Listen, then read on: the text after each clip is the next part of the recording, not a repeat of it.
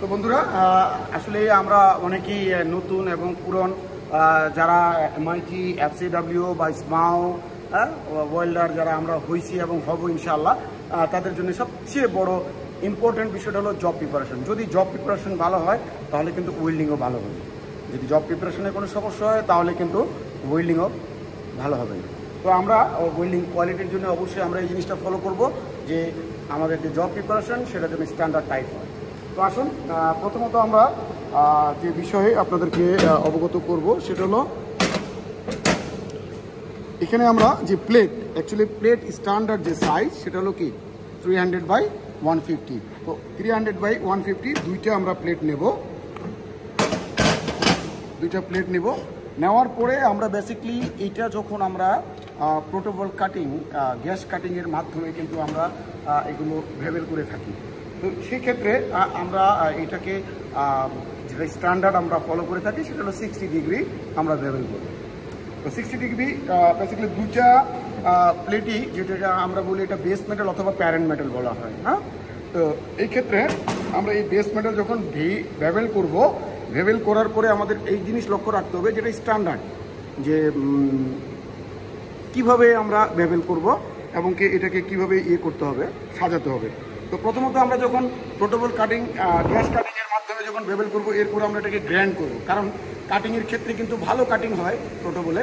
তারপরেও এখানে কি গ্যাসের যে স্ল্যাগগুলো আছে এগুলো থাকার কারণে ওয়াই ভালো হয় না। এই কারণে আমরা সবাই জব কাটিংয়ের পরে আমরা এই জিনিসটা লক্ষ্য রাখবো যে আমাদের যে ভেবেলটা আছে সেটা যেন পরিপূর্ণভাবে একেবারে রাস্ট মুক্ত থাকে, কোনো ধরনের কোনো ময়লা বা কোনো ধরনের স্ল্যাগ, কোনো ধরনের রাস্ট যেন না থাকে, এবং কি বোথ সাইড, ফ্রন্ট সাইড এবং বিহাইন্ড সাইড। তো বন্ধুরা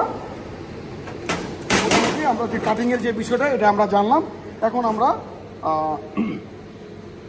আরেকটা বিষয় আপনাদেরকে আমি ইনশাল্লাহ সামনের ভিডিওতে দেখাবো, যে এই যে ভ্যাবেলের যে ডিগ্রি এটা আমরা কিভাবে বুঝবো বা এটা করার সূত্রটা কি।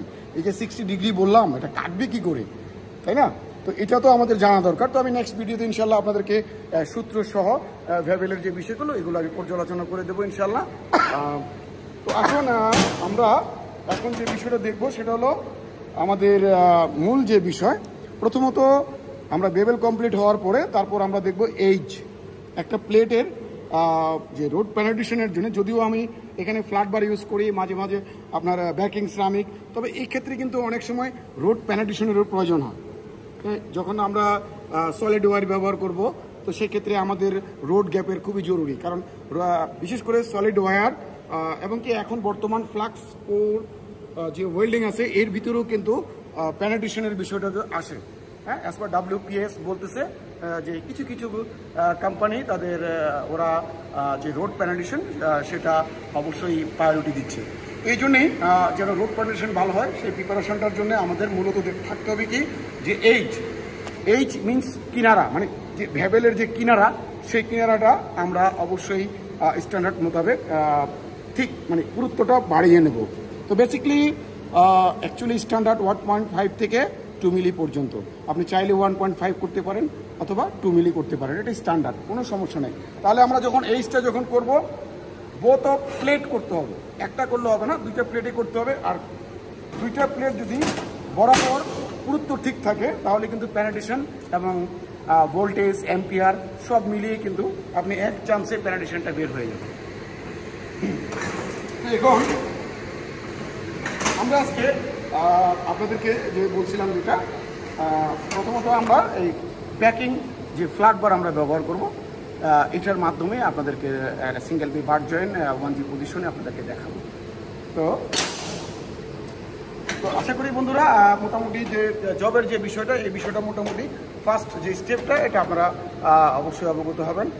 এখন আমি চলে যাব দ্বিতীয় স্টেপে। আমরা কি করব, প্রথম আমরা একটা ফ্ল্যাট বার, এটাকে আমরা বেসিক্যালি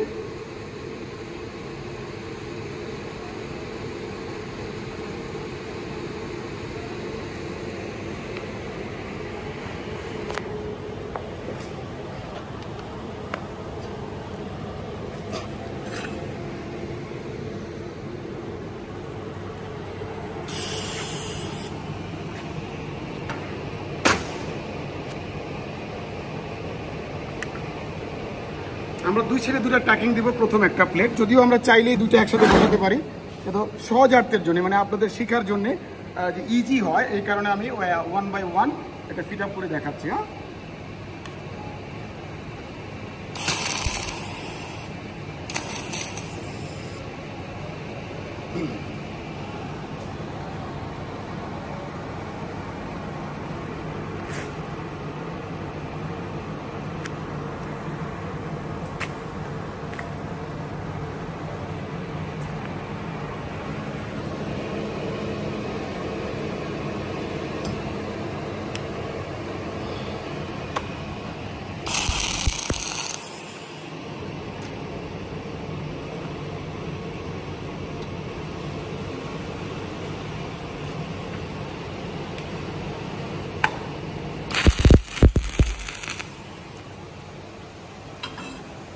প্রথম প্লেটটা আমরা অলরেডি ফিট আপ করে ফেলছি।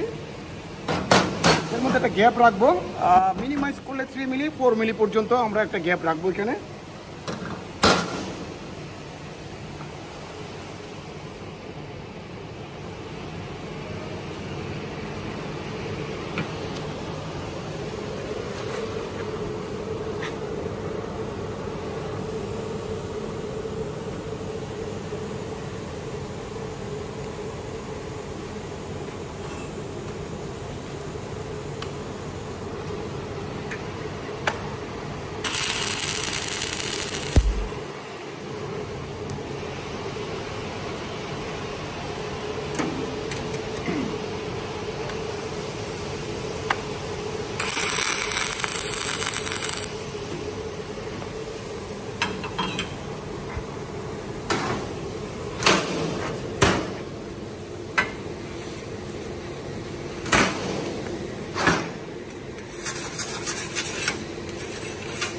তো বন্ধুরা, আসলে ওয়েল্ডিং করার আগে আমাদের এই ওয়েল্ডিংয়ের কিছু ওয়েল্ডিং যে অ্যাক্সেসরি সেই বিষয়গুলো আমাদের অবশ্যই জানা দরকার। যারা বিশেষ করে নতুন তারা অবশ্যই জানবেন যে এখানে আমাদের যে ওয়েল্ডিং করার জন্য আমরা যে কাটিং প্লায়ার ইউজ করি, এটা অ্যাকচুয়ালি অনেক জরুরি, কেননা আমাদের যে ওয়্যার অনেক সময় কাটিং করতে হয়, এই জন্যই কিন্তু আমরা এই প্লায়ার ব্যবহার করে থাকি। দ্বিতীয়ত ওয়্যার ব্রাশ তো জানেনই অনেকে, যারা নতুন তারাও জানেন যে এটা আসলে অ্যাকচুয়ালি ক্লিনিং করার জন্যে, রাস্টেড বা স্ল্যাগ এনিথিং।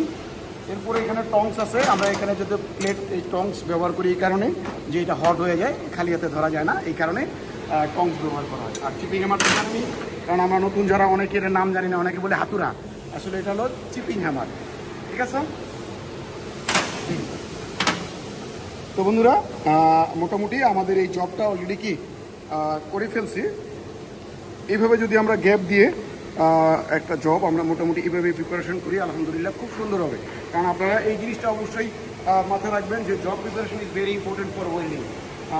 এই জন্যেই আমরা সবসময় মাথায় রাখবো যে জবটা যেন বানানো হয়, খুব সুন্দর করে বানানো হয়, তাহলে জবের যে অ্যালাইনমেন্ট, যেমন আপনার রোড পেনিট্রেশন থেকে শুরু করে hot, fill up and capping, specially ক্যাপিংয়ের যে প্রোফাইলগুলো খুবই সুন্দর হবে। হ্যাঁ, তো এরপরে আমরা কী করবো,